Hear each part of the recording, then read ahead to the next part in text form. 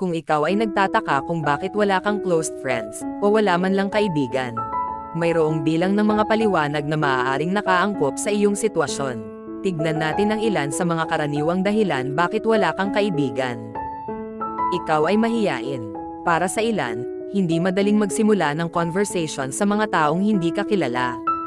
Kaya iniiwasan mo na lang na makisalamuha at manatili sa loob kaysa lumabas para makakilala ng mga bagong tao. Meron kang social anxiety. Ang social anxiety ay ang pakiramdam ng matinding takot in social situations. Maari itong nakakaparalisa at pigilan ka sa paggawa ng mga bagay na maaaring magpasya sa iyo. Like making friends or meeting new people. Mapag-isa ka, baka gusto mo na lang mag-isa. Ang ilang mga tao, especially introverts, pakiramdam nila dapat magkaroon sila ng mas maraming kaibigan, pero in reality, comfortable na sila na gumugol ng oras ng mag-isa. Hindi mo alam kung saan titingin.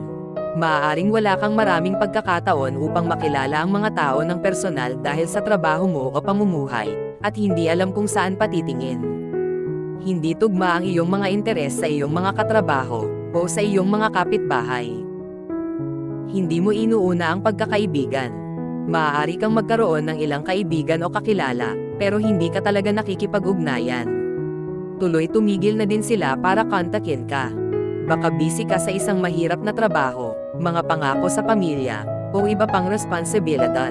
Ang mga taong walang kaibigan maaaring tawaging mahiyain, hindi umiimik, hindi marunong makisama o mapag-isa. Sa katotohanan maaaring maraming dahilan kung bakit ang mga tao kulang sa kaibigan. Ang ilan maaaring gusto ng mas maraming kaibigan, samantala ang iba ay nasisiyahan with few social connections. Thank you for watching. Subscribe, like and share.